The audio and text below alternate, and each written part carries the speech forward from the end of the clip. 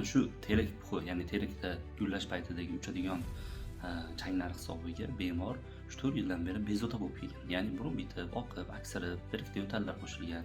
3-4 yildan beri bularga e'tibor qilmasdan oddiy shu allergiyaga qarshi dorilarni ichib yurgan bemor keyinchalik bu holat o'tib ketgani hisobiga shifokorga murojaat qilmagan. Bu yerga kelib esa aynan shu holat bemorda nafas qisishiga sabab bo'lgan.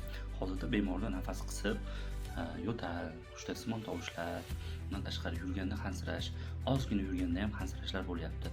Sizda ham shunaqa holat bo'lyaptimi? Ya'ni burun bitib, aksirib yoki ko'z qichishish yoki nafas qisish bo'lyaptimi shunaqa mavsumda? Tezda zudlik bilan shifokor allergologga chiqish kerak. Bu mavsum o'tgandan keyin yoki mavsum paytida bezovta bo'lyapsizmi? Allergolog shifokorga chiqsangiz sizga dori-darmonlar qilib beriladi va mavsum o'tgandan so'ng aynan sizni tekshirib, nimaga allergiyangizni bilib, assid terapiya muolajalari bor. Assid terapiya muolajasini olganingizdan so'ng bemor bunaqa changlar, ya'ni terakning gulliga chiqadigan bo'lsa, ya'ni changga, puxuga keyinchalik bu narsalar assid terapiya olgandan keyin sizni uzoq yillarga bezovta qilmay qo'yadi. Bo'lmasam sizni ham nafasingiz qisib qolishi mumkin. Shu videoda aynan shunaqa terakda yoki bahorda allergiyasi qo'ziydigan tanishlarga yuborib qo'ying.